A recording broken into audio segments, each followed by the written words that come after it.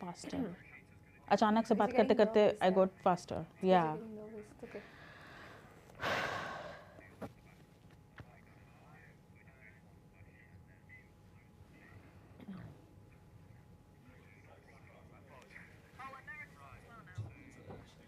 We'll run through your lines instead.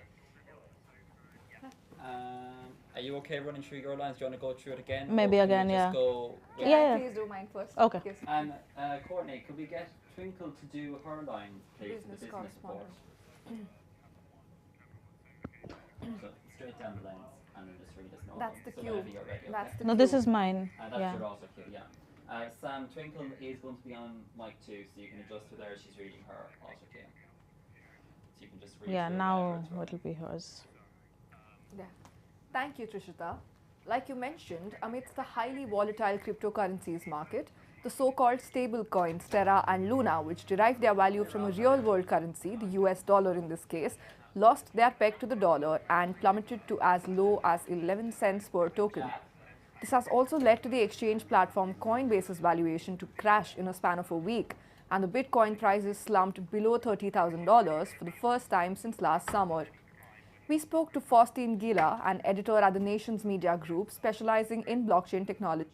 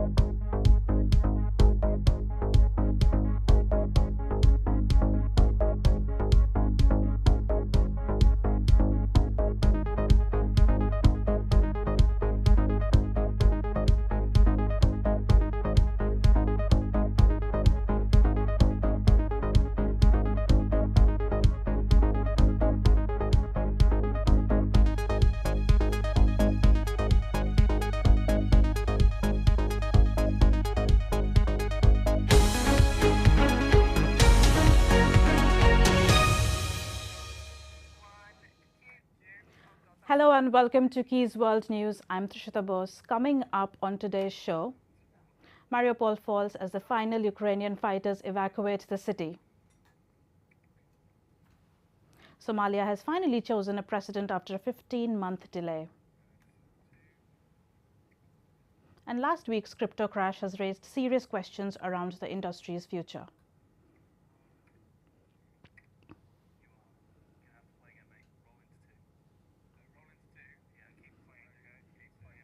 First up today, while Ukraine goes ahead with their First up today, while Ukraine goes ahead with their first trials for Russian war crimes, the siege of Mariupol has come to an end. Ukrainian fighters had held the Azovstal steel plant in the city, resisting Russian control of the area, but have now begun to evacuate. Alex Daniel has this report. Under cover of night, a fleet of buses begins to ferry Mariupol's defenders away from their besieged positions. Left behind them was a ruined city after 82 days of Russian bombardment, in which Ukrainian officials claim thousands of civilians have been killed. Azovstal, the city's steelworks, served as a last stand for pro-Ukraine fighters and a shelter for remaining civilians trapped in the town. It has been under repeated attack during the siege, as shown in this video posted by a separatist commander, who said that, if you didn't know what this was, you could say it was beautiful. In recent weeks, Russia and Ukraine negotiated for the civilians to be allowed to leave, and on Monday an agreement was reached to allow remaining fighters to evacuate. Ukraine's defense ministry confirmed 264 of the military personnel at Azovstal, including the badly wounded, had been evacuated to towns held by pro-Russian forces. In the early hours of Tuesday morning, President Zelensky announced the operation. Ukrainians, our defenders. The 82nd day of our defence is coming to an end. A difficult day, but this day, like all others, is aimed precisely at saving our country and our people. I want to emphasise Ukrainian heroes alive. This is our principle. To bring the boys home, the work continues. And this work needs delicacy and time. The taking of Mariupol has been a major undertaking for Russia, as it would create a land bridge between the pro-Russian occupied territories of Crimea and Donetsk. Ukraine has made it hard for the Russian forces to take the city. Stubbornly holding on, they have forced Russia to divert resources from other areas to try and take Mariupol, which the Ukrainian military says fulfilled their mission, despite the loss of the city. The evacuation of remaining Ukrainian forces appears to still be underway, with a statement from the General Staff of Ukraine's armed forces saying, "Measures to rescue defenders continue," indicating not all the fighters in Azovstal have been evacuated yet. Alex Daniel, Quays News. Now moving on to British news, Foreign Secretary Liz Truss has announced that the UK government is looking to unilaterally change aspects of the Northern Ireland Protocol for Trade with the EU. Preference remains a negotiated solution with the EU. However, to respond to the very grave and serious situation in Northern Ireland, we are clear there is a necessity to act to ensure the institutions can be restored as soon as possible. The government is clear that proceeding with the bill is consistent with our obligations in international law and in support of our prior obligations in the Belfast Good Friday Agreement. In the studio now is our politics correspondent, Michael Slevin. So, Michael, can you tell me the importance of this news? So, Trishita, the news is very important because the Northern Ireland Protocol was set up when Brexit happened and we separated ourselves from the EU because Northern Ireland shares a border with the Republic of Ireland after those two countries were therefore split. Now, the importance of this is with the Good Friday Agreement, there are lots of intricacies of what can and can happen over the border, and that was leading to a lot of issues after Brexit with tariffs on trades, which was part of what Brexit had campaigned against, that there was going to be no tariffs on trades. There was issues with VAT, and the British government has come out and said that they're going to remove this, which essentially means they're going to renege on their agreement that they made with the EU. Now, the EU has threatened quite severe sanctions around this and have basically threatened a trade war unless we back down.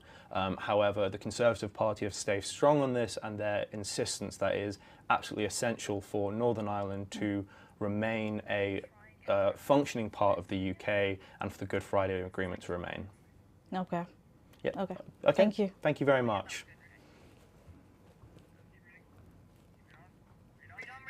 Somalia has finally chosen a president after a delay since February last year. The public were going to be voting for the first time in 50 years, but this did not happen for numerous reasons, including the threat of terror group Al-Shabaab. Our Africa correspondent Jill Nambizi has this story.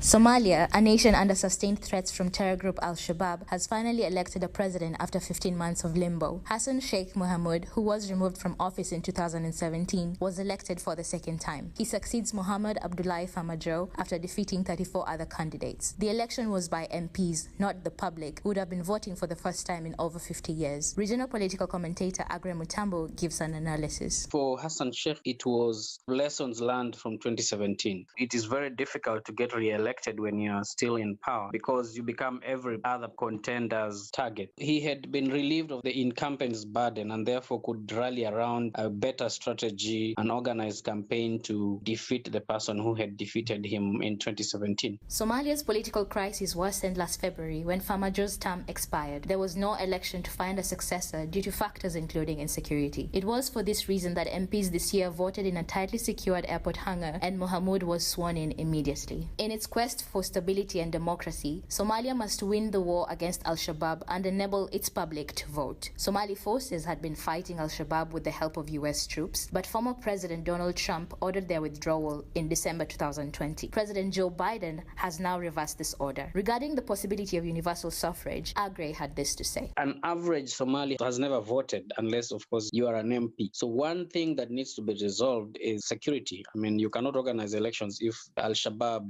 are roaming around and targeting people. The second thing is, of course, the legal framework. We need to know how people can vote, when they can vote, who can vote, and if there are any procedures of addressing any disputes arising from that election, then we need to know. All this can be put in law. This is Jill Namati for Quays News.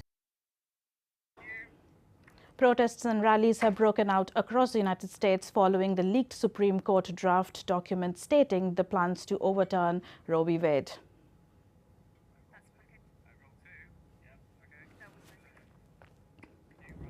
Thousands of demonstrators marched at over 300 events across major U.S. cities, including New York City and Washington, on Saturday, May 14, in support of abortion rights. These rallies are part of a nationwide campaign by Planned Parenthood, Women's March, and other abortion rights groups in response to a leaked draft by the Supreme Court on May 3rd that could potentially overturn Roe v. Wade, the ruling that grants a constitutional right to abortion. These were just the first in a long line of rallies and protests in America. Kristen Blush, a feminist photographer in the U.S., attended the march in Brooklyn, New York, and captured some empowering shots. Just before the march, she spoke to me about how she knew it was coming, but it was still disheartening. It's going to absolutely kill people. People are going to die. It's 50 years of settled law that we're going back in time. As a developed nation, it's just shocking that this can happen, that 9 people get to make this decision. She also spoke about the U.S. seeing setbacks with recent book bans, gun violence, and bigotry. The U.S. is not setting a very good example for anyone, and not for a long time.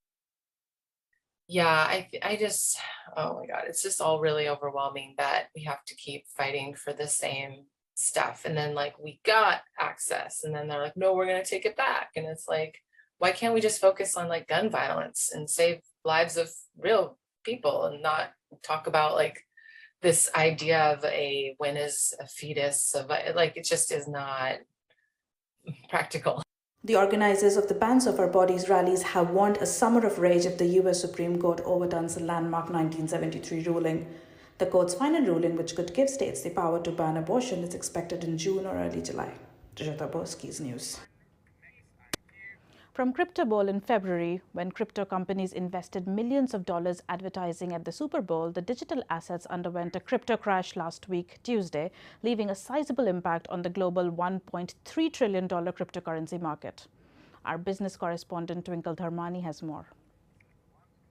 Crypto is popularity is the controls that central banks are putting on national currencies. People want liberty in the capital markets world. Yes, it is the same idea that is pushing more creators to create more cryptocurrencies for the world. And the way it is designed is that when Bitcoin, which is the most valuable cryptocurrency, rises in price, all the rest also rise, you see? So the demand is coming from the fact that you can actually create a digital coin, launch it into the market, and it gains popularity as people buy and stock them because they hope that in future it will rise in value. Thank you, Trishita. Like you mentioned, amidst the highly volatile cryptocurrencies market, the so-called stable coins Terra and Luna, which derive their value from a real-world currency, the US dollar in this case, lost their peg to the dollar and plummeted to as low as 11 cents on the token. This has also led to the exchange platform Coinbase's valuation to crash in a span of a week, and the Bitcoin prices slumped below $30,000 for the first time since last summer. We spoke to Faustine Gila, an editor at the Nations Media Group specializing in blockchain technologies. While the investors' hopes were crushed last week, Bitcoin and other stablecoins' value has been slowly rising. But should we take lessons from the previous financial crisis and consider the crash something very difficult to get out of? Or wait to see what more the crypto bosses have to offer whilst factoring in the highest levels of global inflation and major economies tightening their finances? Back to you, Trishita. That's all for today at Quays World News. Goodbye.